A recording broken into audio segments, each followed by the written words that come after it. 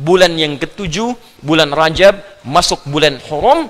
Kaidah pertama yang disebutkan dalam Al-Quran, kalau sudah masuk bulan Haram, terutama Rajab yang sekarang kita berada di dalamnya, maka kaidah Qurannya surah 9 ayat ke-36. Salah tempat itu gelap. Karena itu orang yang berbuat salah seringkali gelap. Baik gelap pandangannya, gelap hatinya, gelap keadaannya. Sehingga ia butuh cahaya untuk membimbing kembali pada kebaikan. Cahaya yang menerangi kita dari hal-hal yang gelap disebut nur namanya. Karena itu Allah ketika memberikan bimbingan kepada orang-orang yang ingin keluar dari kegelapan, salah tempat, lisan tempatnya untuk bicara yang baik. Karena itu di Al-Quran dilarang kita bicara yang tidak baik. Ya ayyuhalladzina amanu la yashar qaumin qaum. Quran surah ke 49 ayat 11 misalnya. Hai orang-orang yang merasa punya iman, jangan gunakan lisanmu untuk saling mencela, karena itu tak baik. La yaghtab ba'dukum ba'da. Jangan gosip, karena itu tak baik. Karena itu Nabi mengarahkan lisan pada fungsi yang baik-baik. Man kana yu'minu billahi wal yawmil akhir falyaqul khaira aw liyasmut.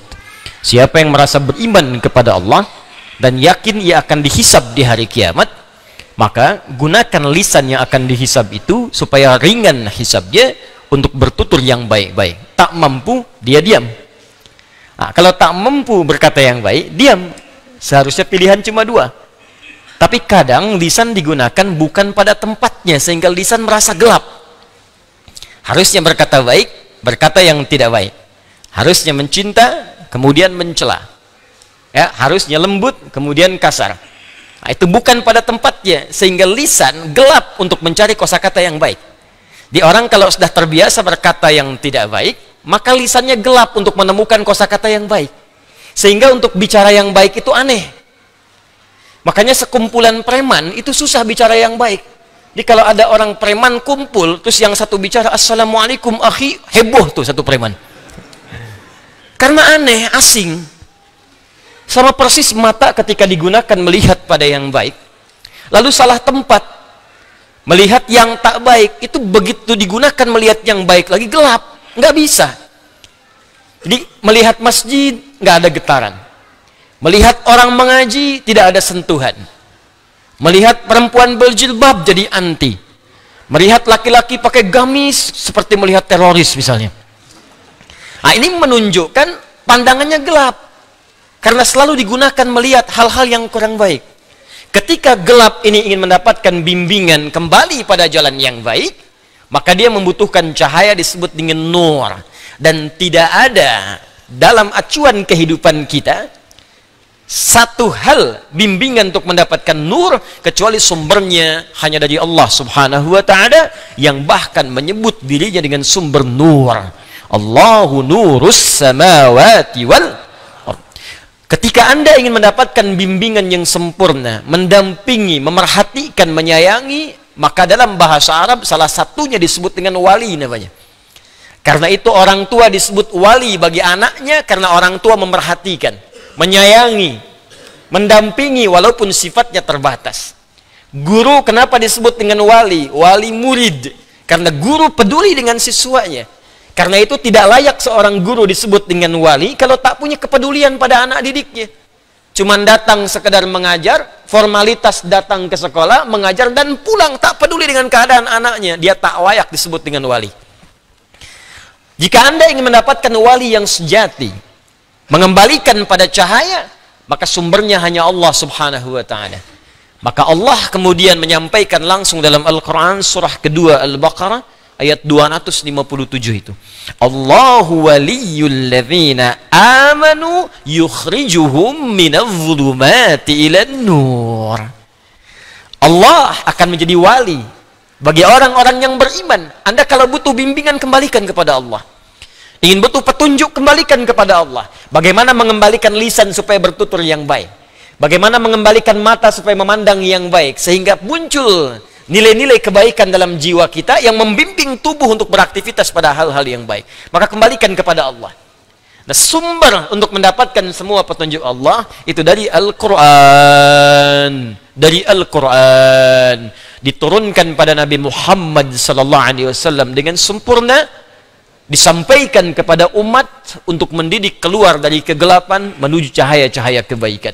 Karena itu Nabi memberikan garansi dalam satu hadis yang diriwayatkan Al-Imam Al-Bukhari, seperti sering saya sampaikan, dari Abu Abdurrahman As-Sulami tersambung kepada Uthman bin Affan radhiyallahu taala anhu dan Ali bin Abi Thalib karamahullahu wajhah. Anin Nabi sallallahu alaihi wasallam qala khairukum man ta'allama al-Qur'ana wa 'allama. Yang terbaik di antara Anda adalah orang yang mau mengaji Al-Qur'an, mempelajarinya, lantas mengamalkan itu dalam kehidupan.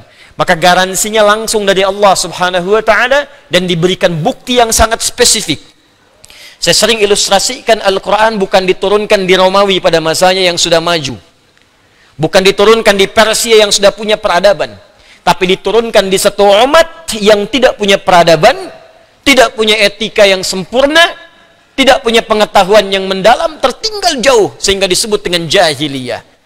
Sehingga sering saya katakan, semua aspek kriminal itu komplit semua ada di situ. Pezina, pemabuk, pembunuh, begal, itu profesional semua. Dan tiap hari, setiap detik, tidak ada kehidupan jahiliyah kecuali dengan maksiat. Allah tidak turunkan tongkatnya Nabi Musa di era itu. Tidak juga menurunkan mukjizat Nabi Isa pada saat itu. Tapi Allah menurunkan Al-Quran untuk memberikan pesan pada manusia setelahnya. Apa yang terjadi?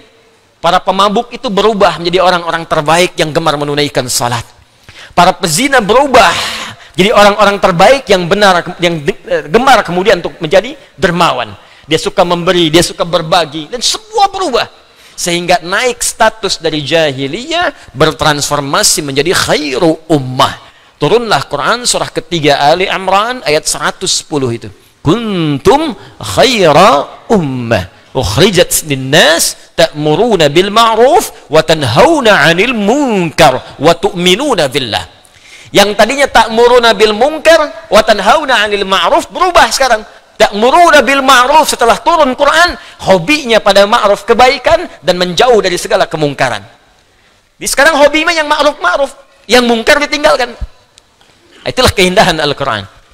Karena itulah saya ingin mengajak kita semua, khususnya di bulan yang mulia Rajab ini, ketika Allah menurunkan satu ayat langsung untuk memuliakan bulan-bulan hurum yang 4. Ya, Dzulqa'dah, thalatha mutawaliyat. Hadis dari Nabi sallallahu alaihi wasallam an Abi Hurairah, qala Rasulullah sallallahu alaihi wasallam bima ma'na qala inna az-zamana qad istadara ka hay'ati.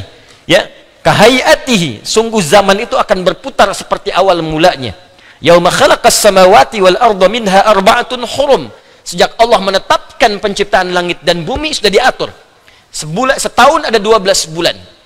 Ya, dari setahun itu ada 12 bulan. Dari 12 bulan ada 4 bulan yang istimewa. Minha arba'atun hurum, thalatha mutawaliyat, 3 bulan berurutan. Dzulqa'dah 11, Dzulhijjah 12, Al-Muharram pertama, Rajabun Mudhar, dan bulan Rajab yang diagungkan oleh suku Mudhar, ya, yang terletak baina Jumada wa Sya'ban, antara bulan ke-6 dengan ke-8. Bulan yang ke-7, bulan Rajab, masuk bulan Hurum. Kaidah pertama yang disebutkan dalam Al-Quran, kalau sudah masuk bulan Hurum, terutama Rajab yang sekarang kita berada di dalamnya, maka kaidah Qurannya surah 9 ayat ke-36. Fala tazlimu fihinna anfusakum. Ayat lengkapnya, inna iddatash syuhuri 'indallahi 12 syahran fi kitabillah yauma khalaqas samawati wal arda minha arba'atun hurum. Dzalika ad-dinul qayyim fala tazlimu fihinna anfusakum. Kata Allah, keluar dari kezaliman. Evaluasi diri. Ayo, sekarang sudah masuk tanggal 17. Dan Rajab disebut oleh para ulama sebagai pembuka bulan-bulan baik. Sya'ban baik, karena itu Nabi rajin puasa di bulan Sya'ban. Ya, banyak puasa sunnah di bulan Sya'ban.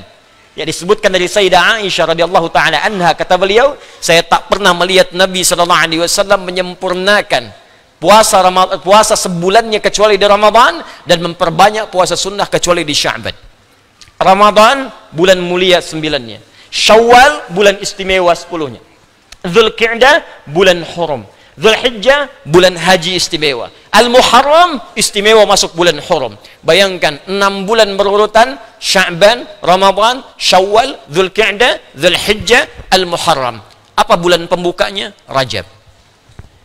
Karena itu disebutkan oleh para ulama, Rajab miftahu kulla syuhuril khair. Rajab pembuka semua bulan-bulan yang baik. Ada yang menyebutkan ini bulan pemanasan, warming up. Ya, jadi kalau pemanasannya nggak bagus, maka nanti perjuangannya nggak akan maksimal. Kalau pemanasannya nggak bagus, pertandingan Ramadannya itu nggak akan pernah sampai. Kalau pemanasannya nggak bagus, kalah 3-2. Tuh. Yang bagi suka nonton bola itu saya nggak terlalu suka, ya. Ya, cuma saya sering baca kadang-kadang. Baik, jadi karena itu mari kita evaluasi diri. Mudah-mudahan Allah mengampuni dosa-dosa kita. Dan semoga kita diberkahi di bulan ini untuk mengerjakan banyak yang baik-baik. Mari kita mulai bahasan kita, dan ini bagian dari ikhtiar kita dengan izin Allah untuk memperbaiki diri, yaitu menggali nilai-nilai Al-Quran, supaya dengan izin Allah mudah-mudahan jadi khairu ummah, atau paling tidak wafat dalam keadaan husnul khatimah dengan izin Allah subhanahu wa ta'ala.